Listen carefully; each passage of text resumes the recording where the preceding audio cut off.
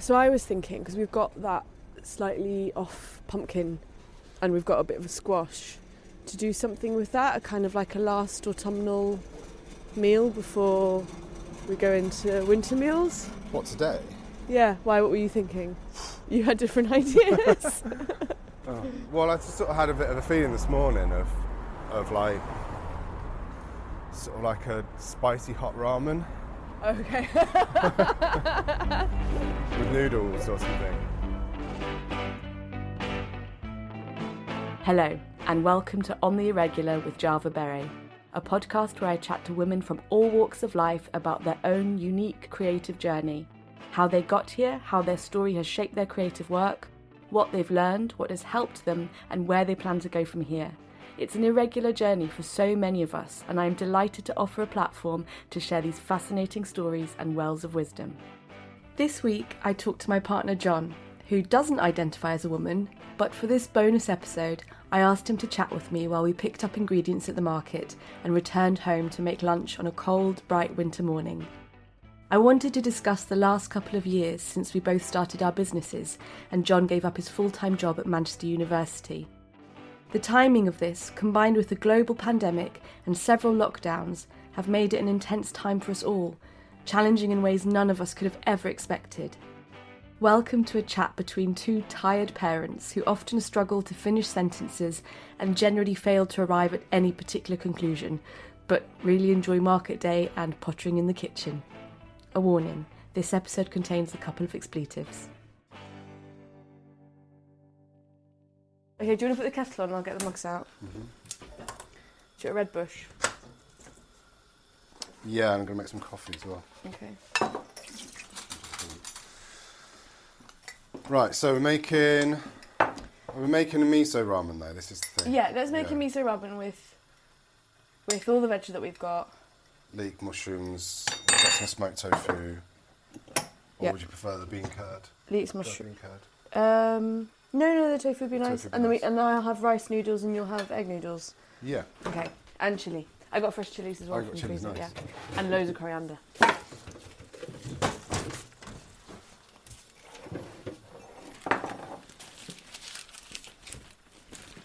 Oh, we've got kimchi. Oh, that'd be nice Throw some inside. kimchi in it. Oh, Yeah. Dress it in kimchi. Have you fed the cat this morning? She's had biscuits. We'll sod off nutmeg. You've eaten. I'll put this little bit of courgette in as well. No. Red pepper, or do you want to save that? No, red pepper would be nice.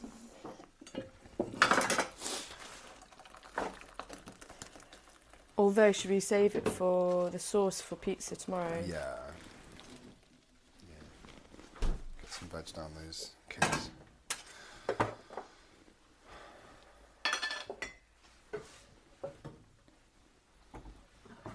So what are we talking about, Jav? Well, what I thought would be interesting would be to have a little run through of, I guess, our history of working together, of how we figured out that we work well together and how we got here, and then what it's like, what's the reality of it. Because I remember that we thought about it a lot over the years, and we would always say, I think, you know, we work so well as a team, and now that we're actually in it, working from home with two small kids, what is the reality? Okay. So That's I true. guess I'm just going to just fill this up. you know,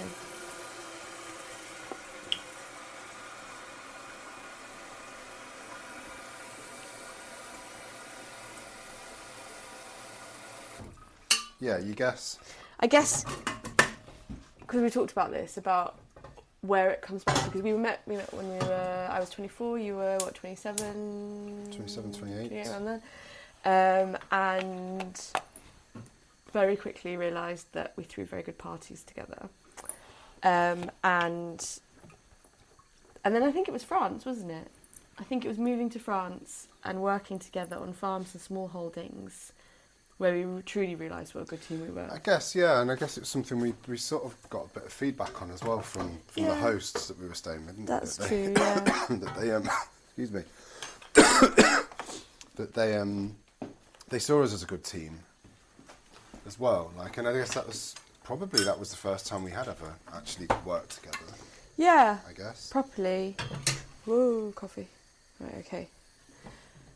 And I guess the lucky thing is that when we arrived at Les Îles, like where we ended up staying in the end, we kind of were helping them host long weekends and parties. So it was a lot about celebration and about entertaining and food. But then even before that, even just down to simple things like chopping wood and building fences. I guess it was always fun. I guess we always kind of had fun working together on those things. But I also remember that it was when we first started having arguments. Do you remember we didn't row? We'd never rowed before that. And That's amazing. And then we went off to France and discovered our rage. But still managed to get through it though. Do you think that was working together though? Do you think that's that thing that we also discovered, that we're actually really crap at living with other people? No, like, we've always loved the idea of the co-op, but actually we realised we got really stressed of being around other people. Do you think that was that coming out, or do you think it was actually us losing our rag with each other? That was possibly a contributor to it, definitely. I think we found it difficult to not have our own space. But I think also being challenged with each other, and I definitely think pride and ego and frustration on my behalf. Because I think I found quite frustrating that there was, because you are more handy and practical than I am. I guess you've had more practice, you've just done it more. And I think I sometimes possibly felt embarrassed, and that might have come out in a defensive way, which I think still happens, to be perfectly honest. I don't think I've got over that. So I think that was kind of a real moment. And then I started selling vintage from like French junk shops I was finding, and I was assembling furniture and pieces of clothing. And then we started working on the photography side together, because you had the camera and I didn't really know how to use the camera. And so you helped me, because I was selling it online, you helped me figure out the presenting, and then that started to develop my styling ideas as well.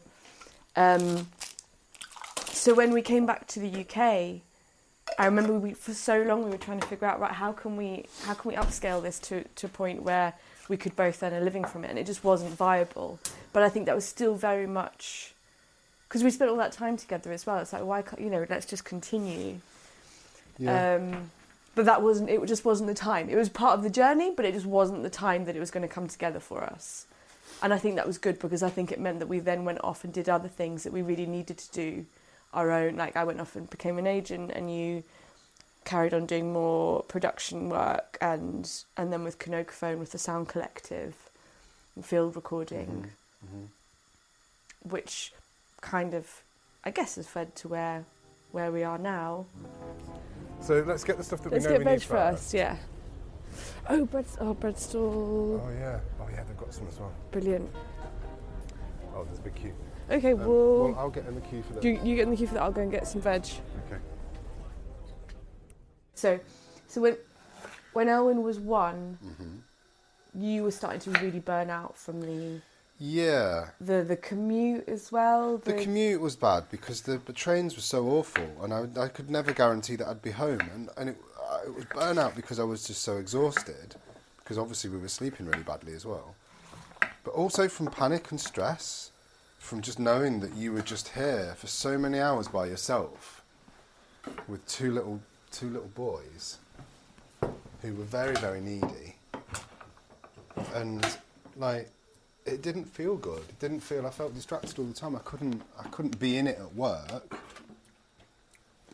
but then I couldn't really be in it at home, because I was always thinking about when I needed to get back to work, because I was also working weekends, wasn't I, a lot of the time during the season, the event season. So like, even Saturdays would be interrupted, because at some point I'd have to get on a train, and Sundays I'd have to go in Sunday morning sometimes for some of the big events. That was painful. And it was like I'd get back home to see you, probably already in bed, and then I'd be up probably before the boys got up, and back off to Manchester again. So it was getting ridiculous, wasn't it? And I guess we both had, like you said a minute ago, we both always had ideas of projects and things we wanted to do, of businesses that we could run ourselves, and do for ourselves. And I guess it started to feel like, well, maybe it's time now that we.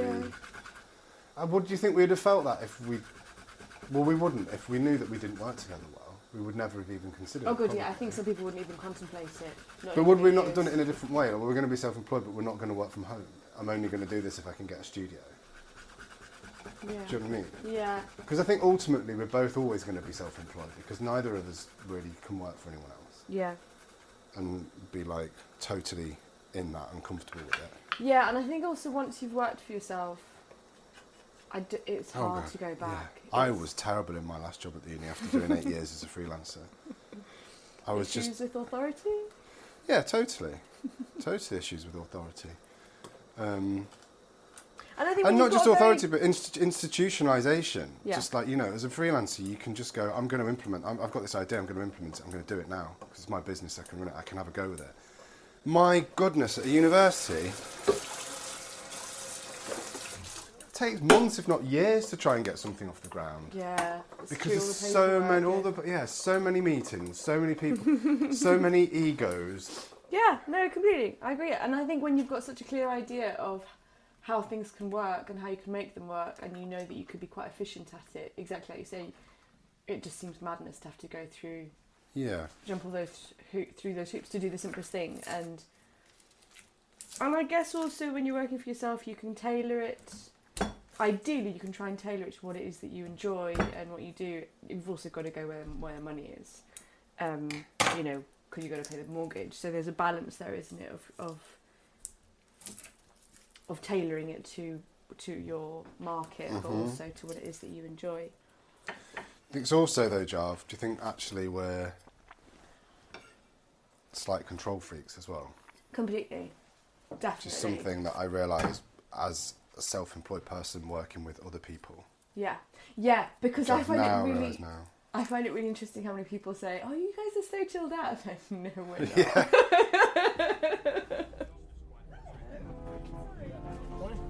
Hiya, you're right. Could I get 3 courgettes, please? Do you want me to give you a bag? I'll give you a couple of bags, thanks. And you got any satsumas? Yeah. Could we get 3, 4, 6, 7, 8, 9, 10. So 12 satsumas, please. Thank you. I mean, as I was saying, I do get people sort of saying, I don't know how you do it, I don't know how you work. And to be honest, I don't know how we do it a lot of the time, or why we continue to do it. Yeah. Do you? Like, I think I remember because what you just said, like, it's not like we're running around just like smiles on our faces all the time, being Oh yeah, no, we're feeling stressed about we're 80% constantly of the time. stressed and bickering and feeling like we've not achieved anything, and yet we still continue. Is it because we just don't know? We don't know any other. We can't see it working any other way. Is this just the journey of establishing a small business? I think also it's just, I think that's life when you're busy and you've got small kids, and I think it's kind of inevitable because when I was at home with the kids and you were at work in Manchester, we used to argue all the time because we weren't communicating. Because we didn't see each other, and so we were in such different worlds, and I felt resentful, and I think you felt guilty, and I had more communication with the friends that I saw every day at the park, So I think that's inevitable.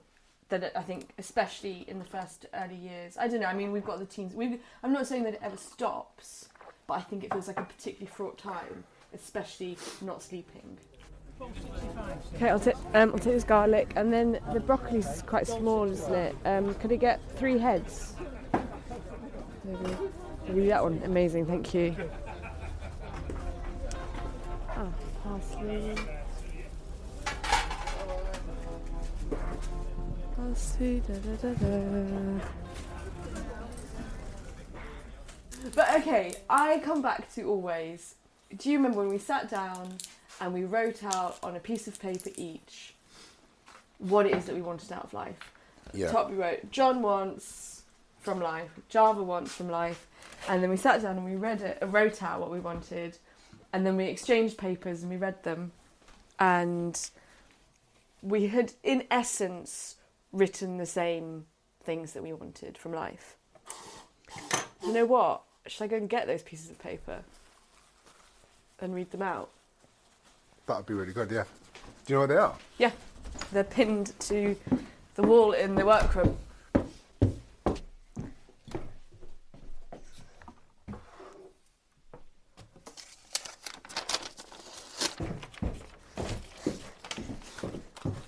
So,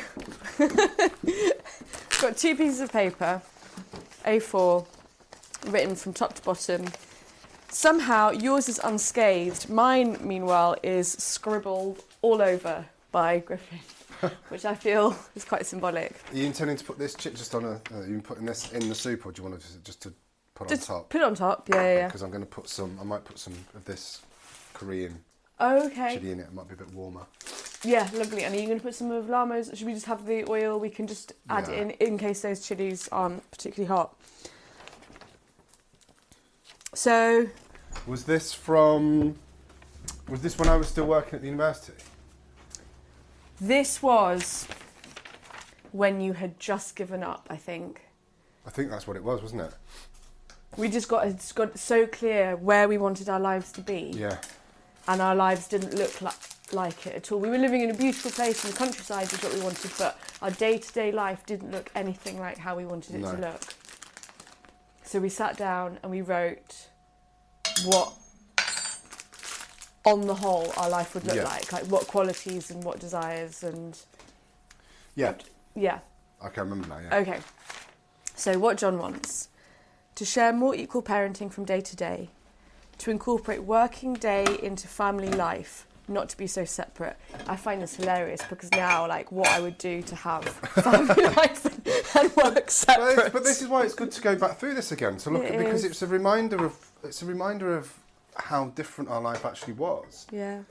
To go from one extreme to the other, and without even really thinking about that, don't even recognise that really.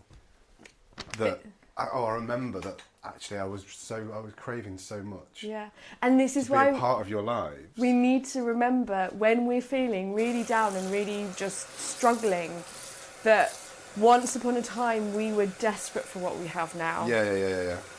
And how lucky we are that we have managed to arrive at this place. Totally. So, okay, third thing, to feel connected to family and community. I'd say that's definitely happened more because that was one thing when you were working in Manchester. You had no friends here. You didn't know anyone. No. Other than our I direct didn't have neighbours. any time in Manchester to see friends when I was there because I was just there to work. I rarely went out to see anyone. Whereas now, you can go to the market on Thursdays. I've got enough for my card. Have you? Yeah. Pretty sure. Let's hope for the best. Yeah, doing all right. Yeah, That should be. a lot better. Yeah. Just check it goes through. Has it gone through? Yes. Oh, good. Excellent. Thank you. Bye. Okay, Varda and then home. No, we need to go to Salama. To find more people with common interests and make more friends. Yep. Exercise more, longer walks, more time outdoors. So we got really good at that for a while. And then the last few months have been more of a struggle, but we're building our way back to that. To find a sense of purpose outside that of being a parent, which I would say you found with Loaded for Bear. Yeah, I guess. I guess that I Is would that a sense of purpose? Yeah, I think because it's something that you've built. It's something that you've built and designed. It just gives you more of a purpose than when you're working in Manchester. I guess. Well, I guess there's more creativity in it because I own it and I can call those shots again, and I'm not just, I don't know. I guess it's something that I'm invested in, isn't it? I guess. Yeah. I don't know if that really. I think related when at you were all. saying that you were enabling other people's creativity, you were assisting their, Yeah. supporting, not enabling, supporting their creativity. Yeah. Whereas you're in a position now where Well, I still am because You I'm still are, 'cause- creating people, but I'm doing it directly rather than through Yeah. some kind of institution. Yeah. and you're very creative in your work, and you are with me. I feel like the way that we work together is very creative. Yeah. Okay.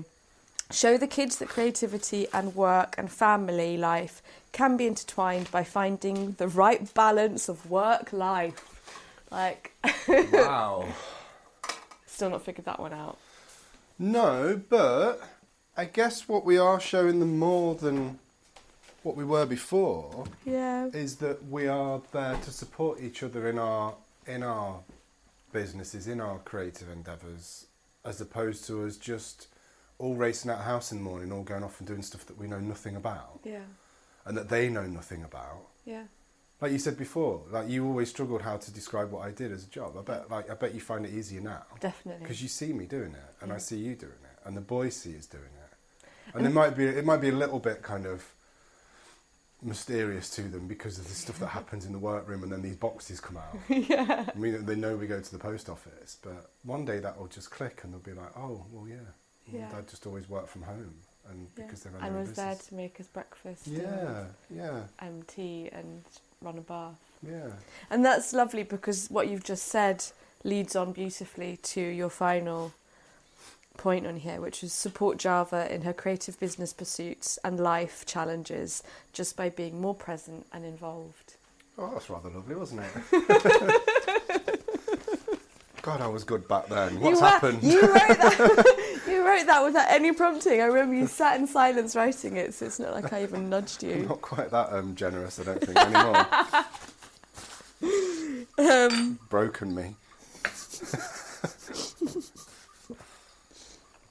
Okay, Go on. So what was yours? so mine. What Well, Java yours. wants. More wild water swimming. Okay. That probably happened more once you were at home more, and Yeah. I could go off with somebody Friends, and just yeah. go for a spontaneous swim. Equal balance or closer in parental duties. Yeah. As in, you needed me to have more Yeah, I think so. because you were already doing a lot. Yeah. To be my own boss and earn a living using my creativity and my brain. Mm-hmm. For our lives and work to be closer and more interwoven. To make life and spaces more beautiful for other people. To write, to draw.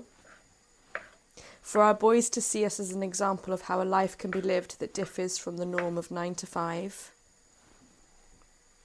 For us all to spend more time in nature together. To be clear and purposeful. For us both to have time and space for our mind and bodies. So I'd say those two people who wrote those 2 pages were pretty Yeah. in sync, I guess. We don't, that is like, our life is not perfection. Our life is nothing like the perfection. There's parts of that. There's always elements of those 2 pages. I'd say not always at once, but they're definitely in there. Mm-hmm. Would you agree? Yeah. I would, yeah. That's pretty amazing, isn't it? It's pretty amazing to write something down. Because I think we were at a point where we were just, I think we just needed to do something. We needed something to happen. We were Yeah. desperate. Yeah, because Have a change in something. every single time we'd get a chance to have a chat, whether it was in the evenings or going out for a walk, we'd be like, right, imagine if we did this, imagine if we did that, and then we could just run it together and do this and do that. And it was, you know, like when we thought about a zero waste shop or... Yeah. I was just going to say, actually, should we list the things that we've tried to do? But then I thought, no, actually not, because we still talk about some of them. It's very true. And I don't want to give that away because they're brilliant ideas. That's very true, actually. I need to hold on to that stuff. Yeah, and I think a lot... It's really lovely how I see the stuff that we've done in the past now beginning to incorporate itself into the work that we're doing. Like when we were in France, we did the Wild Weekends, and our work was... People would come out for the weekend, and we would take them Oh, that's swimming, foraging. What's that? How's it? very sour soup. Did you put loads of vinegar in it? No, just a little No, bit. More miso? Yeah, more miso, I think. Yeah, when we would. Take people swimming, foraging, walking, and then we would cook food from the land and serve it to them and make it all very beautiful and make the old dairy lovely and kind of quaint. So there were all those elements of styling in it and making things beautiful for other people, which we've always enjoyed doing for our friends. Yeah. But now I think elements of that are incorporating, especially into my work, which you then definitely, support yeah. me in hugely. And then next year we're doing this retreat with Laura Adams, a creativity retreat in photography, and we're going to be there hosting and cooking and again making the table very beautiful. Yeah. So I feel like I'm such an impatient person, and I always think I just want it all to happen now, but as soon as you look back and you think, no, things weren't ready then. I needed to go through. And it is happening, and you arrive where you're at because of that journey, don't you? And you need to go through that journey. Yeah.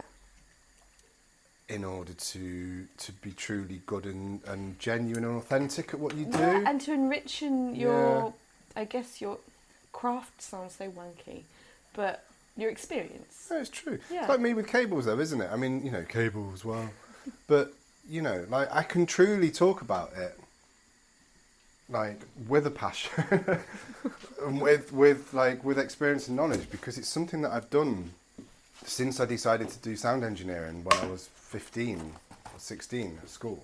Yeah. Before that, like messing around with trying to fix the guitar cable, having no idea how to do it, but I'm not saying that was my focus, and of course I've never for 1 minute dreamt that I would start a business making cables for people.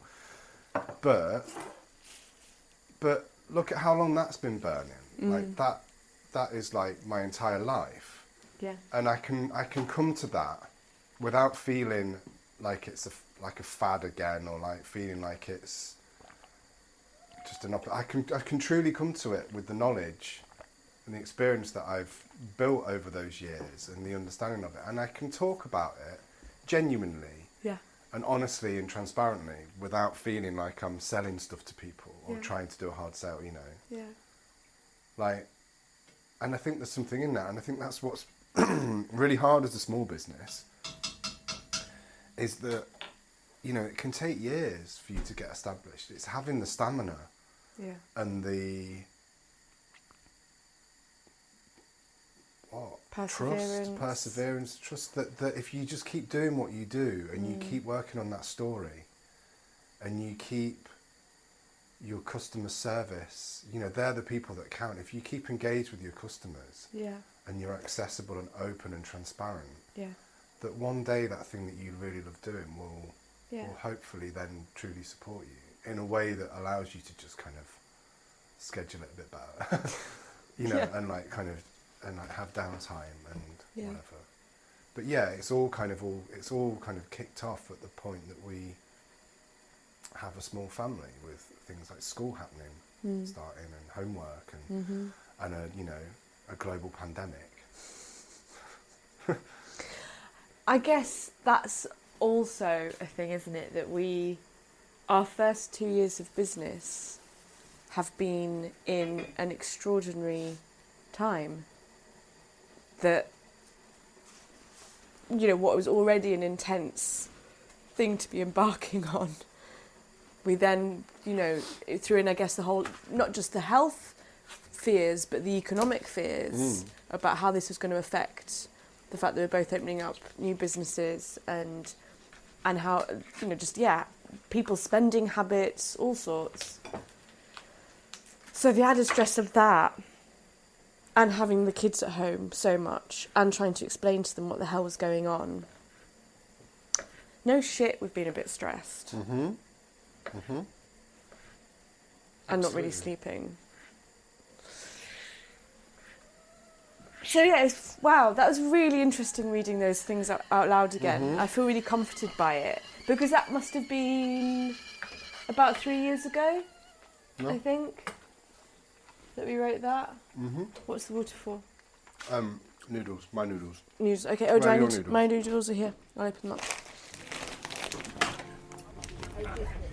I can't remember the last time we went to the market together. No, I can't either. It's lovely. It is nice. I was thinking that when I went to get bread and you went to get veg, I was thinking In a way, we should have just done it together and just Yeah, always. carried on having a chat. Yeah, stood down. That's way too many noodles, but I don't care.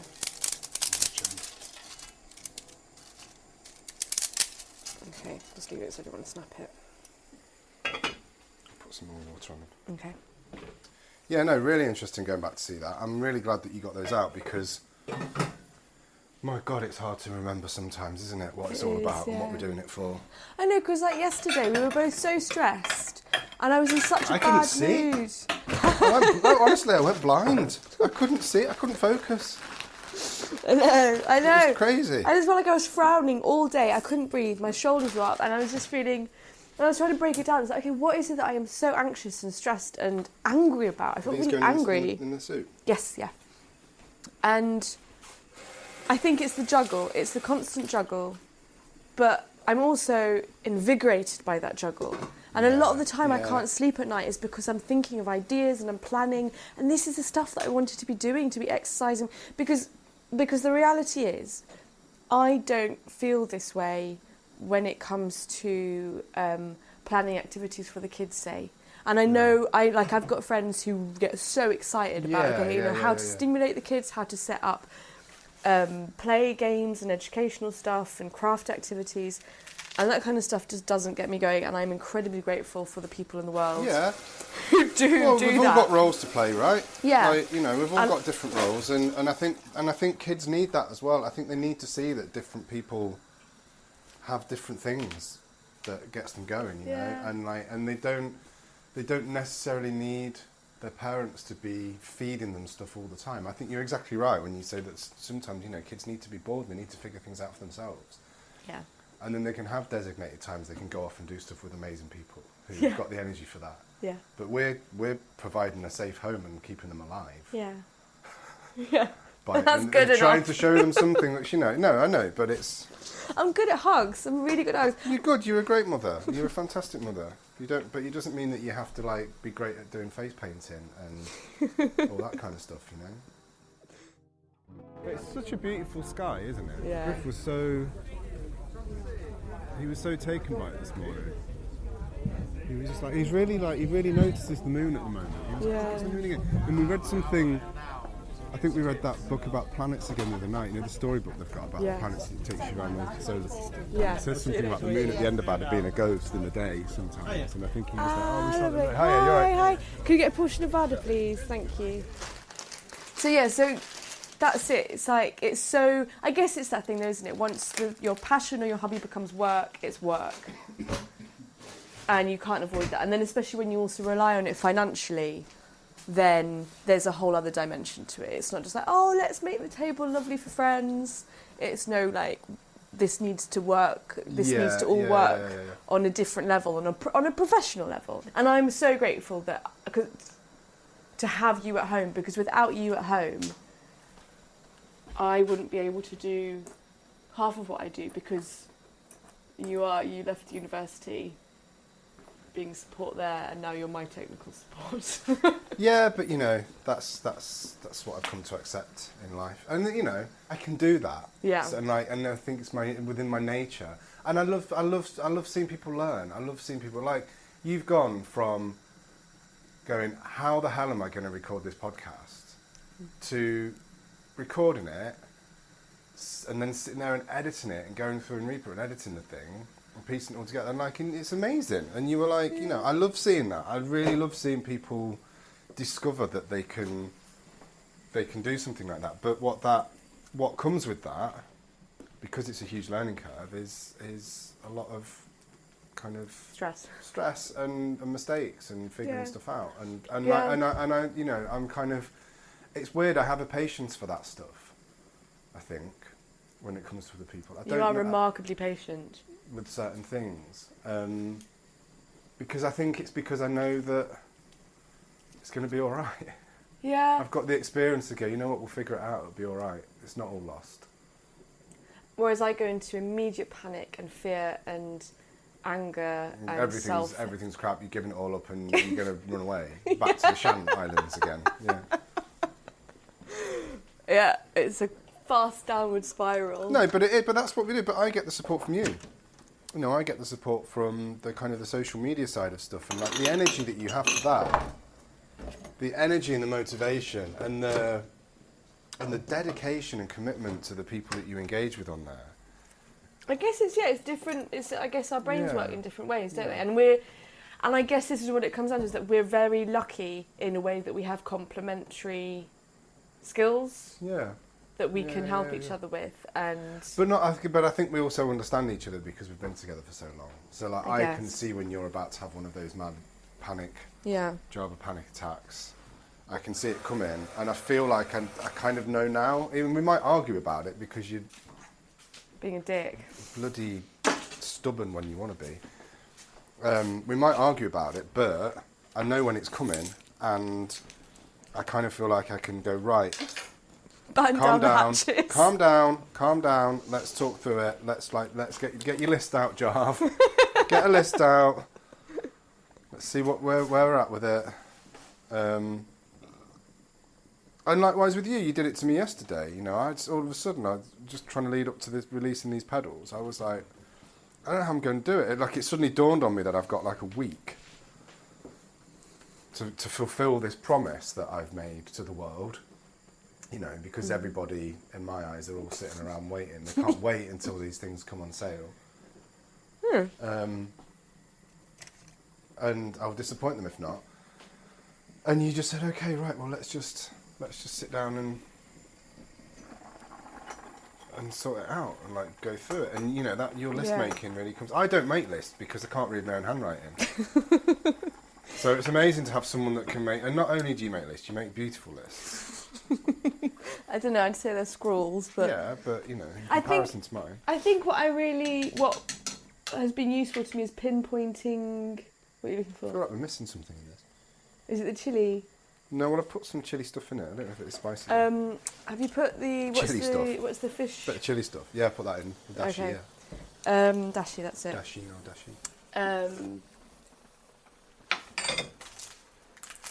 What was I going to say? I know, that's what I was going to say. It's pinpointing, okay, what is it that is freezing you? Like, what is it that you're scared of? And I think that's what often blinds you and me, both of us, and we kind of go, I don't even know where to start. Yesterday, because you were paralysed with fear about something, and it's like, okay, we've got to break that down. What is it that you're struggling getting past mentally? And as soon as we can break that down, write it all out and then put it into an order and prioritise. And I think you were stressing particularly about one thing. It's like, okay, well, let's address that thing. Yeah, let's do that thing now, today. You just got to get over that thing, haven't you? Yeah. Once that's out of the way, then you can move on to the next thing. I love how the nasturtiums are still going for it. It's nearly December. Probably just frozen. Okay, where are the keys? No, I think they're in the bag actually. Oh, really? I've got a question for you. Okay. Do you love it? My work? Yeah. Yeah. Everything. Because so many times it feels like we don't, and it's just like I think we both get this feeling that we just want to run out the door. Yeah. And just get some space. And I think it's a combination of everything. Yeah. Living in a valley, the light, or lack of. Yeah. Yeah, because I have... The noise, everything, but... Yeah. But do you love it? I do, I completely love it. And I think part of me totally revels in the chaos. And I don't think that I would keep on adding projects and ideas to the mix if I didn't bloody love it. Like, I don't allow myself a 5-minute break. If I've got a single day, I'm like, oh, that looks like I'm not going to have loads to do. Right, okay, I'm going to fit something in there. Or I'm going to start a new project or plan a new whatever. Podcast, second podcast, third business. I think I definitely thrive on it. Do you think you'd love it if we both had separate studios or workspaces? And it was like we were feeling like we were going out to work and it wasn't at home? Because that's something we've talked about loads. Is we're running out of space here. We are definitely. We're running out of space. We've both got a lot of stock. We're both constantly kind of like fighting over desk space for packing parcels and for just organising orders and that kind of stuff. Yeah. I'm getting more and more concerned about like the safety of soldering in the home, just like with you being in the room as well. Like I've got I've got extracting off and wear a mask and whatever from doing a lot, but those fumes are still in the air. Like, I just think it makes sense. It can only go to one place, but I would feel very lost if I just had a studio space that wasn't split with you. Yeah, no, I feel like exactly it would feel the same. really weird. Yeah. And that's going to be really tough, because where the hell are we going to find somewhere that we can both fit into and give ourselves enough space? It's like we need a double studio with a slight partition. Noodles first? Yes, please. Yeah. So that we could have our separate rooms and I could keep my wood wall that gets into all of your cables. Keep that separate. Nice. Bloody wood wall. And then you could listen to your podcast, I could listen to my podcast or watch the morning show. But we are still there for each other because we work with each other. So it would actually be detrimental if we weren't together. We just need to get out of that tiny room. And we will figure out a way. Maybe we need to sit down and write out. Well, yeah, you know what? That would be a good thing, wouldn't it? To redo that thing, that exercise now. Yeah. I think that's a really good idea. Not right now, but like... Do that today. We should do it today, shouldn't we? Yeah. And then see where we are in 3 years' time. Would you like some fresh chilli? I've got some there. Yeah. Chopsticks. Noodles and separately. How's it with that in? Nice. If you just dip your chopsticks just in the oil and then in the soup, so don't even take any flakes. It's like that? Yeah. Wow, it only needs that. I think so, but then I've also got fresh chilli in it as well. I've got a bit of fresh chilli. And I've got sriracha in it.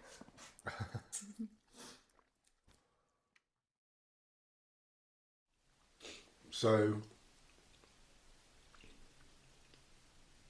how do we end? What's next? I think the next thing that we do, maybe we'll find some time at Christmas, is we sit down and we write out a piece of paper each of where we'd like to be in 3 years and what we would like to feel, how we would like to feel, what will be mattering to us in 3 years, and see what happens. Hopefully we'll still be sat at a table on a Thursday having lunch together. That'd be nice. Thank you. Thank you. Thank you for cooking for me and thank you for talking to me. I'm just looking forward to those mussels on Saturday later. I have coffee and bagel this afternoon. Oh my god, yeah.